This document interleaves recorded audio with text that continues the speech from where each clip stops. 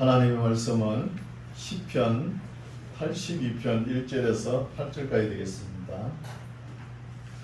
시편 82편 1절에서 8절까지 말씀 제가 봉독에 올립니다. 시편 82편 1절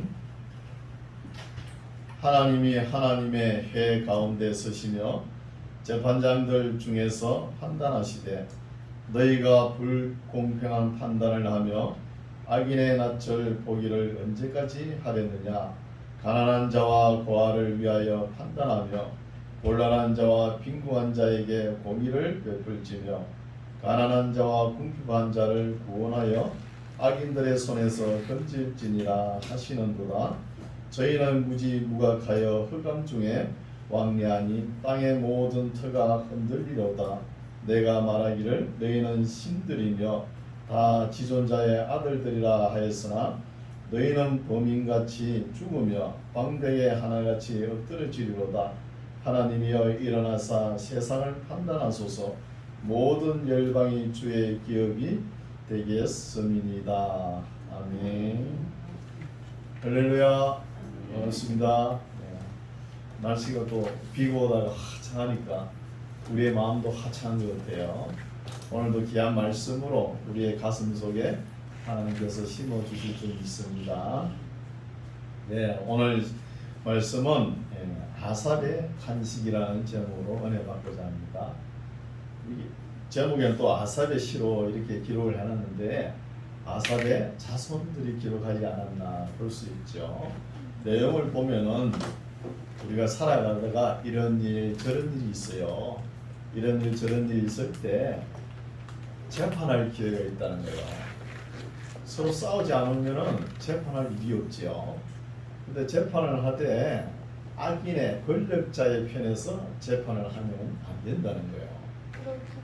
우리나라에도 상권 분립이 있죠. 사법, 입법, 행정 상권 분립이 있지 않습니까? 사법기관이 너무 강해가지고 행정기관을 무너뜨리면 이게 또 문제가 되는 거예요. 또 행정이 너무 권력이 방대해가지고 우리나라에 보면은 행정이 너무 권력이 많죠. 보면은 입법이야 뭐 법을 시험을 되는 것이지만 행정과 사법이 이렇게 원만하게 해야 백성들이 편안한 삶을 살 수 있는 거예요.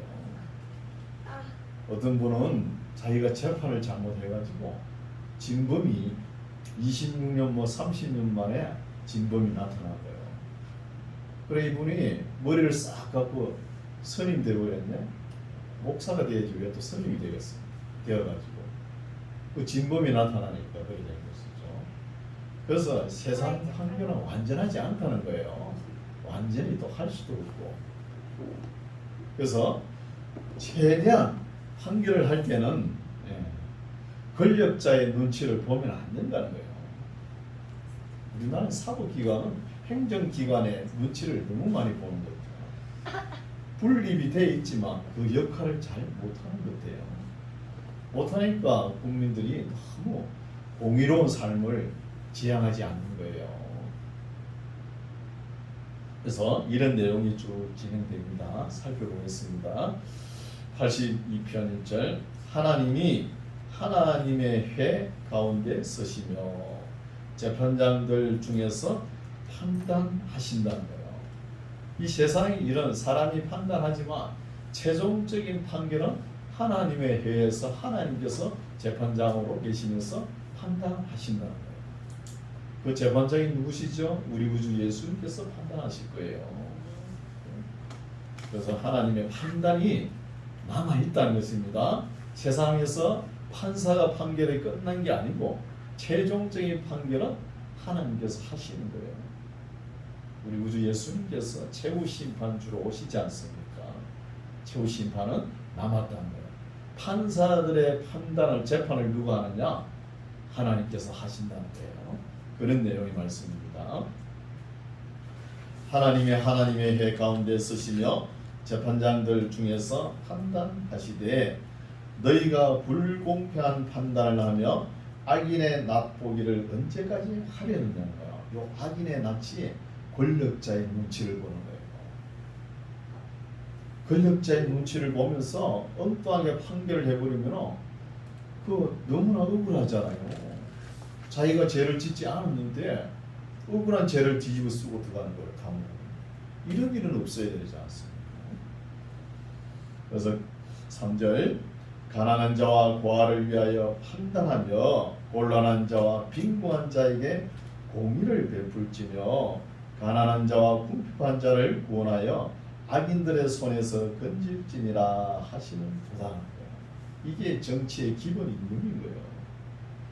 우리 인간 사회는 다 자유를 주면은 불공평합니다. 왜? 각자의 능력에 따라 행동을 하니까 불공평할 수밖에 없어요.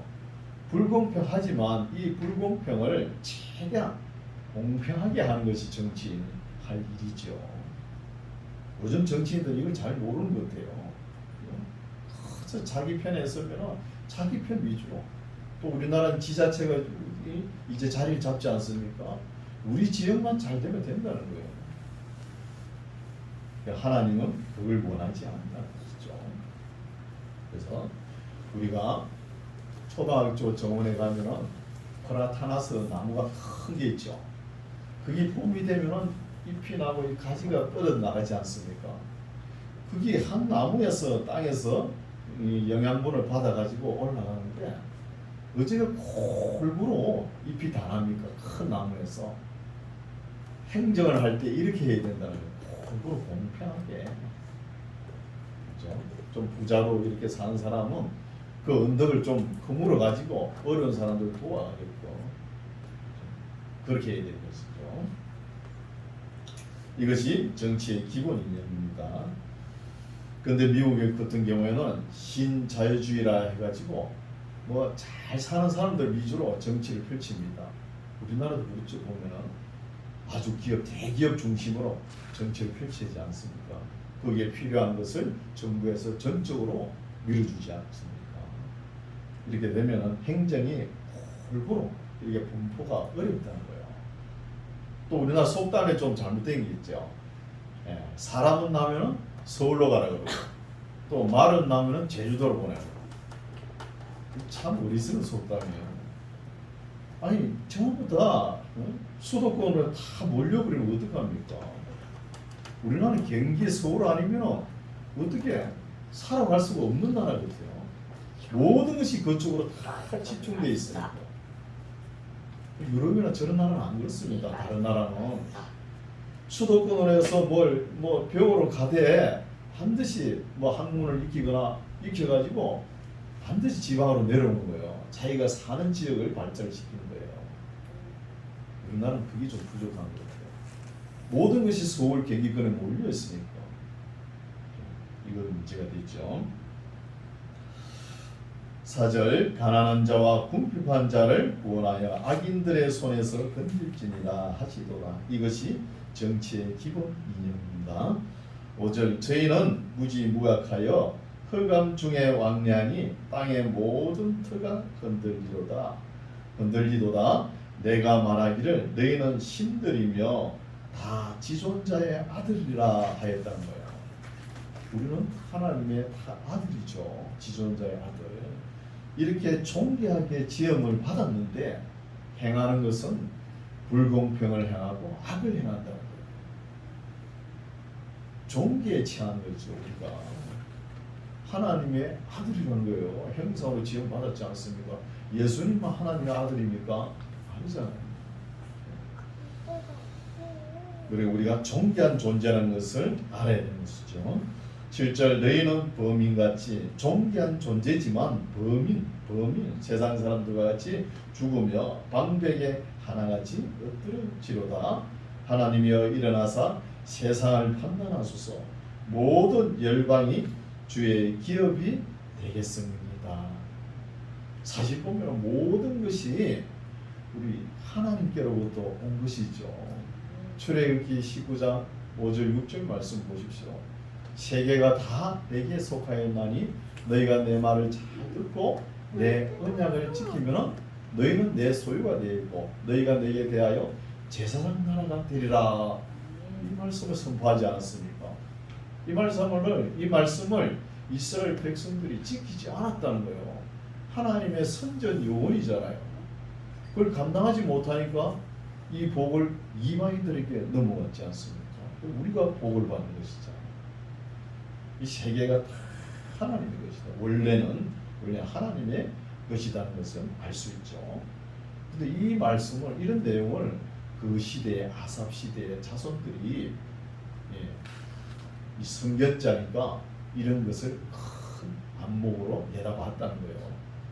대단한 안목이죠.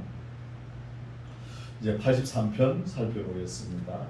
83편은 주변 나라가 이스라엘 나라를 괴롭게 하는 거, 괴롭게 하니까 너무 견디기 어려워가지고 하나님 앞에 기도하는 말씀이죠. 아삽의 시, 곧 노래 이래 나왔지만 아삽의 자손들이 기록하지 않았나 볼 수 있습니다.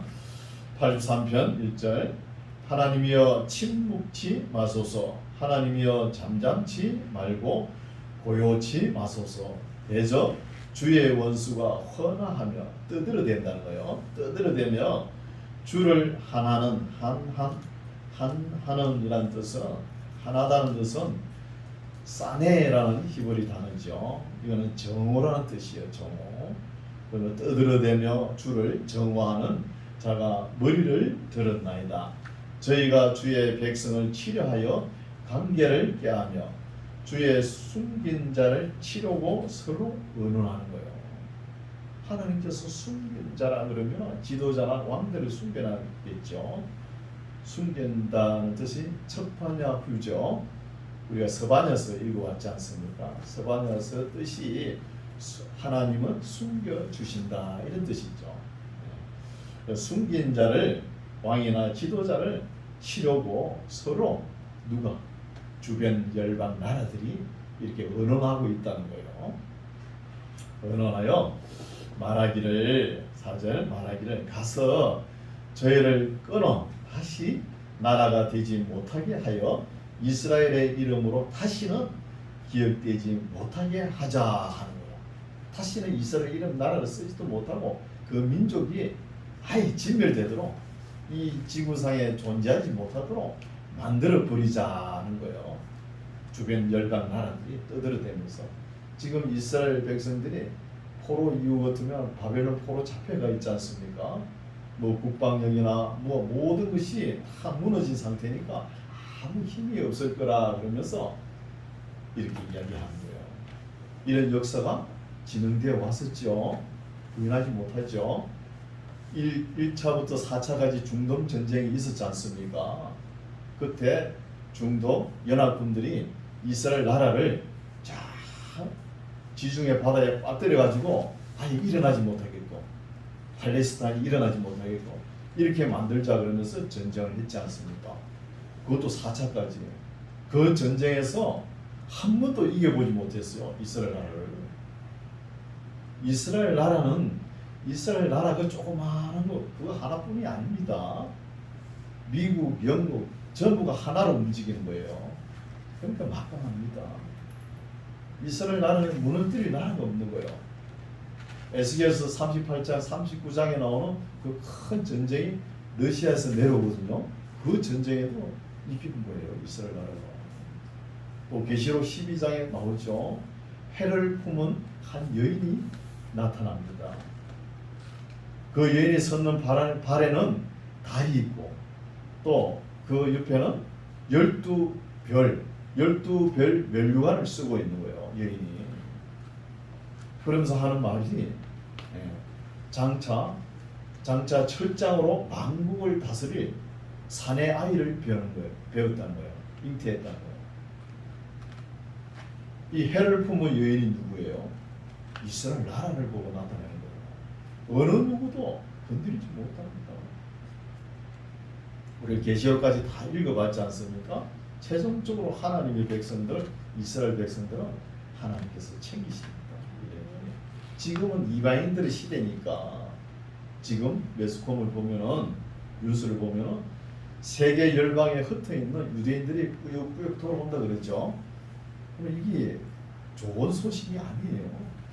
돌아오면은 이방인들의 선교는 끝이 나버린 거예요. 이방인들은. 그러면서 우리 예수님께서 재림할 시기가 다가온다는 거예요. 유대인들이 돌아와서 뭘 하겠습니까? 제3 성전을 건축하는 거예요. 다 준비 다 돼 있지 않습니까? 법계만 어디서 찾아오면 그 짓는 거 시간 문제예요. 그래 되면 우리 예수님께서 오실 때가 다 됐다는 거예요. 그럼 세계가 한참 더 무르익게 됩니다. 아직은 좀 더 기다려야 되는 거예요. 그런 걸 보고 우리 주님께서 오실 때가 됐구나 깨닫는 거예요. 맨날 며칠에 어느 연도에 온다 그런 게 어디 있습니까? 그렇게 무르익어 가야 되는 거예요. 그렇게 되면 주님께서 오실 때 오시더라도 우리가 할 일은 잘 해야 되겠죠. 그 말씀으로 깨어있기 바랍니다. 2절 대저 주의 원수가 허나 떠들어대며 주를 정화하는 자가 머리를 들었나이다. 저희가 주의 백성을 치려하여 관계를 깨하며 주의 숨긴 자를 치려고 서로 의논하여 말하기를 가서 저희를 끊어 다시 나라가 되지 못하게 하여 이스라엘의 이름으로 다시는 기억되지 못하게 하자 하나이다. 저희가 일심으로 의논하고 항상 나쁜 일에 하는 데는 한 마음이 되는 거예요. 사람들이 일심으로 일어나 의논하고 주를 대적하여 서로 언약하니 곧 그런 나라들이 어떤 나라이냐 6절부터 나오죠. 곧 에돔의 장막과 이스마엘인과 모압과 하갓인이며 거발과 암몬과 아말렉이며 블레셋과 두로 거민이요 아수르도 저희와 연합하여 롯 자손의 도움이 되었나이다. 주는 미디안인에게 행하신 것 같이 기손 시내에서 시스라와 야빈에게 행하신 것 같이 저희에게도 행하소서. 그들은 엔돌에서 패망하여 땅에 거름이 되었나이다. 지금 주변 열방 나라가 어디입니까? 블레셋, 암몬, 아말렉, 이거 다 에서 우선이잖아요. 에서 우선. 이런 사람들이 다 지금 이스라엘 나라를 망하게 다시는 일어나지 못하게 하지만 하나님께서는 어떻게 하신다는 거예요? 9절 주는 미디안인에게 행하신 것이 행한다는 거예요. 이런 역사가 읽어봤죠? 사사기 시대에 이야기를 하는 거예요.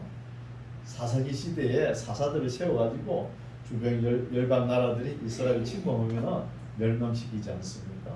그 이야기를 하는 거예요. 주는 미디안인에게 행하신 것 같이 기손 시내에서 시스라와 야빈에게 행하신 것 같이 저희에게도 행하소서. 지금 역전무효를 하는 주변 나라들에게도 행하소서. 그들은 엔돌에서 패망하여 땅에 거름이 되었다는 역사적 사실이 있지 않습니까? 사사기서에 나오죠. 그것을 이야기하는 거예요. 11절 저희 기인으로 오렉과 서액 같게 하시며 저희 모든 방백으로는 세바와 살문나와 같게 하소서.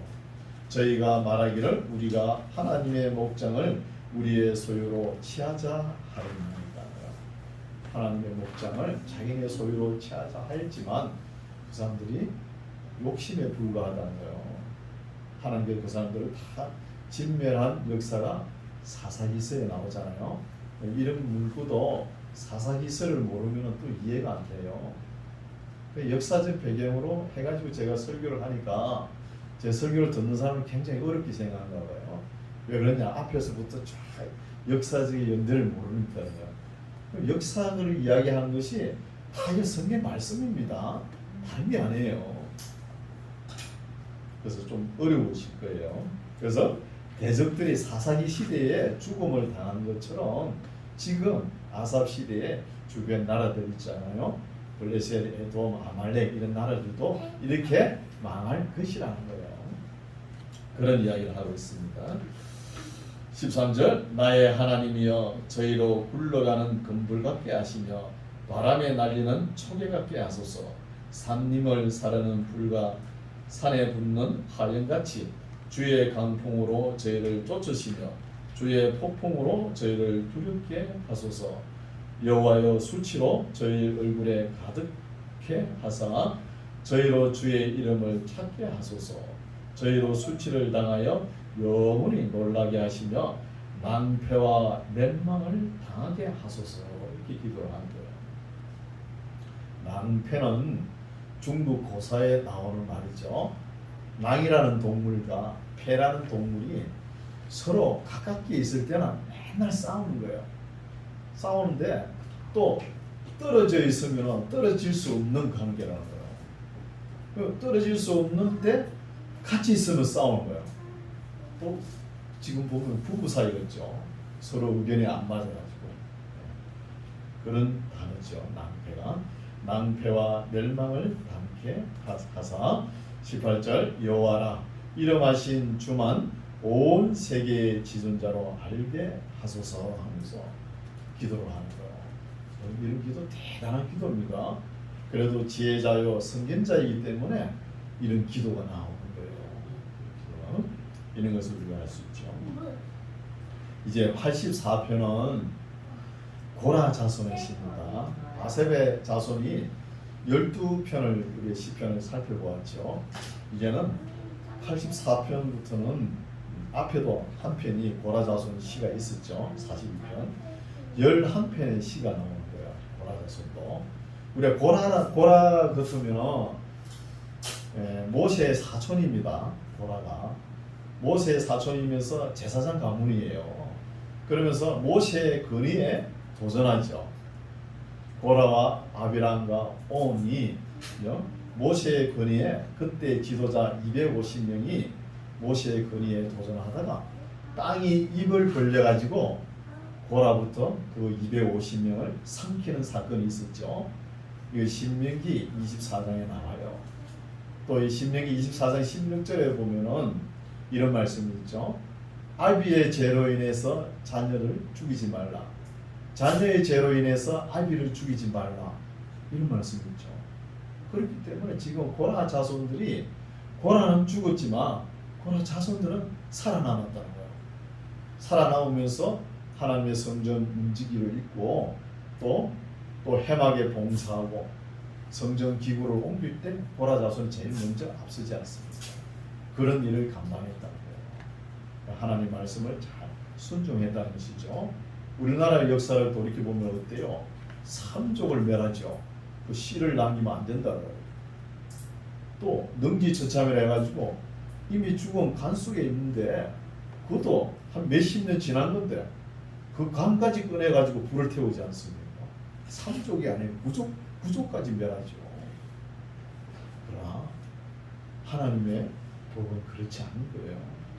본인이 지은 죄로 죽음을 당하는 거예요. 각기 지은 죄로 판단을 받는 것입니다. 이런 말씀이 있기 때문에 다윗이 정치를 잘 한 거예요. 다윗이 정적인 사울 가문에 물론 친분간이 많은 요나단 자녀 그 머비보셋이라는 사람 쩔뚝발이지 않습니까?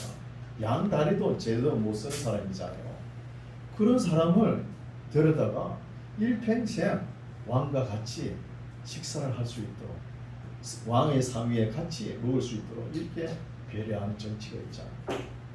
그럼 다윗이 참 정치를 잘했다는 것이죠. 이런 것을 볼 수 있죠. 그래서 고라 자손의 시편을 보면은 42편도 그렇고 44편, 45편, 46, 47, 48, 49편하고 지금 84편하고 85편, 86편 아니고 87편, 88편까지 11편의 시가 있습니다. 그것을 이제 쭉 읽을 것입니다. 살펴보겠습니다. 84편 1절 만군의 여호와여 주의 장막이 어찌 그리 사랑스러운지요 내 영혼이 여호와의 궁정을 사모하여 쇠약하며 내 마음과 육체가 생존하시는 하나님께 부르짖나이다.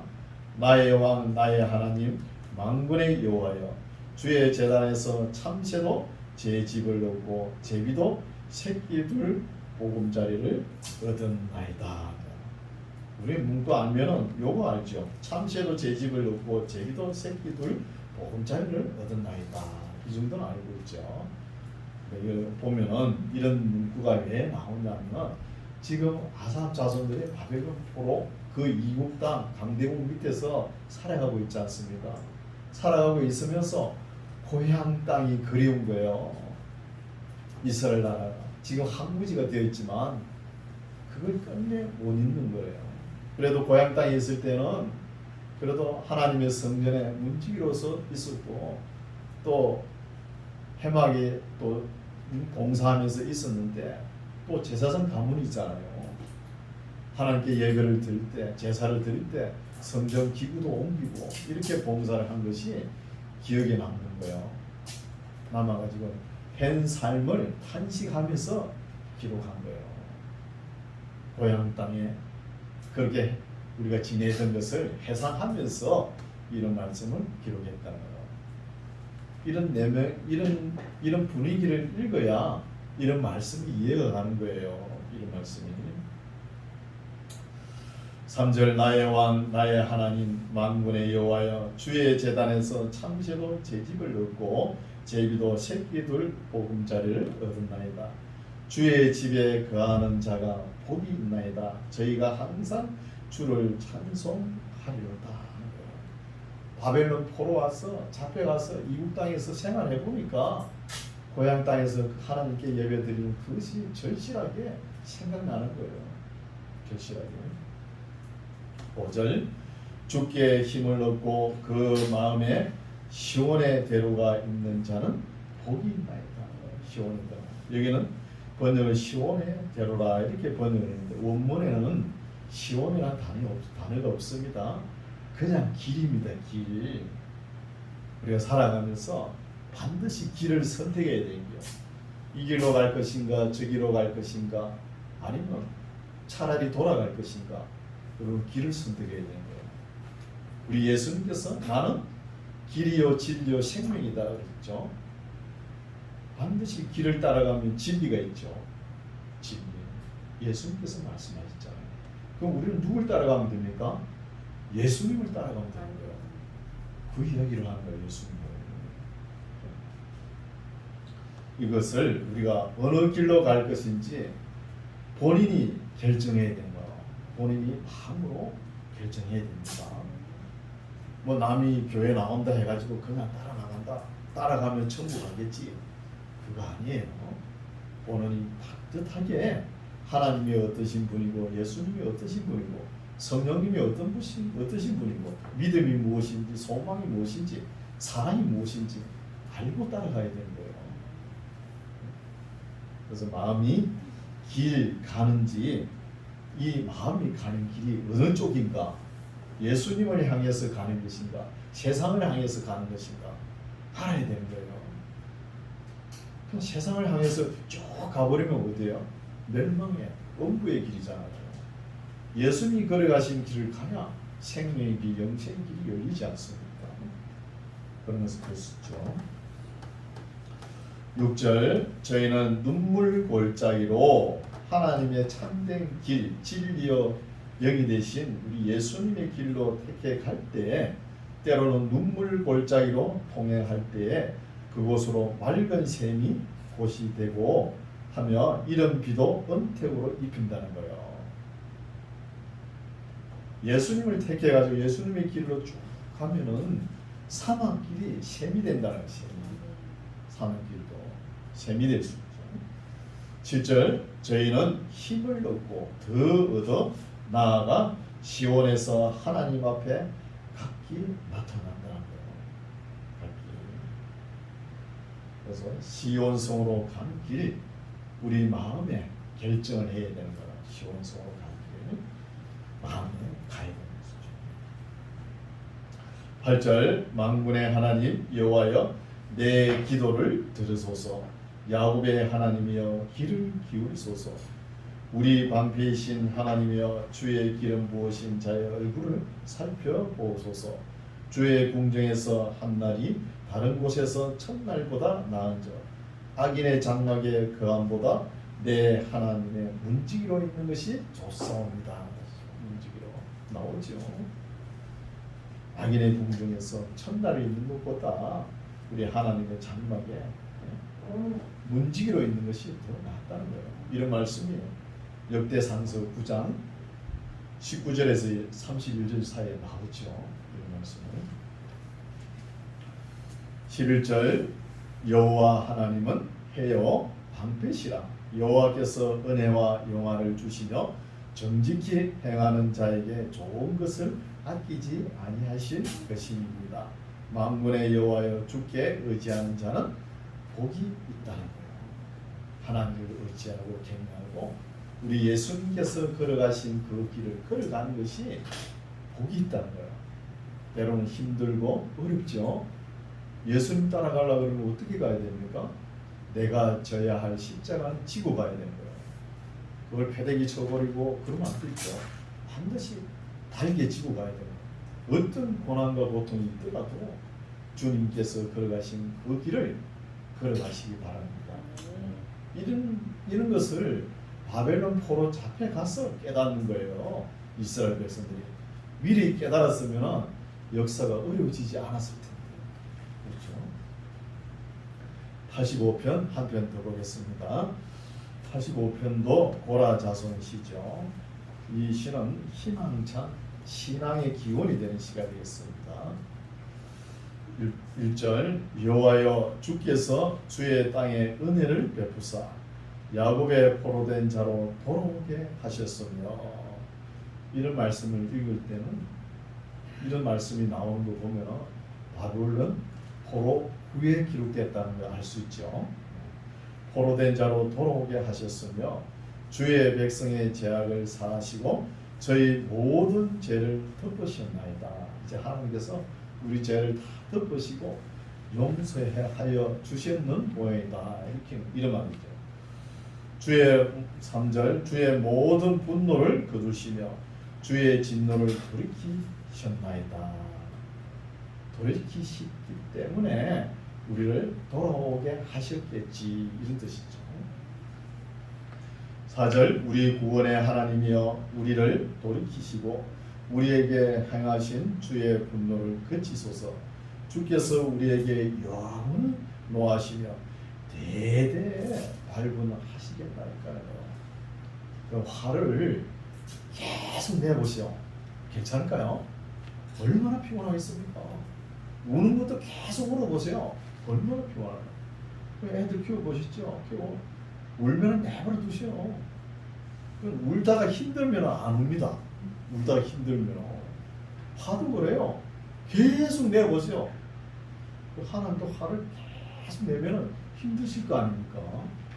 이제는 화를 안 내신다는 거죠. 힘듭니다. 힘들겠죠.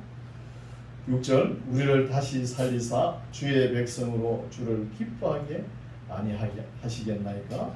여호와여 주의 인자심을 우리에게 보이시며 주의 구원을 우리에게 주소서. 내가 하나님 여호와의 하실 말씀을 들으니 대저 그 백성 그 성도에게 화평을 말씀하실 것이라. 저희는 다시 망령된 대로 돌아가지 말지라. 망령된 때가 언제죠? 바벨론 포로 전이잖아요. 바벨론 포로 전에는 하나님을 제대로 몰랐다는 거예요. 항상 하나님께서 이스라엘 백성들이 도망가면 이 사람 잡아놓으면 또 저 사람이 도망가, 이 사람 잡아놓고 또 도망가.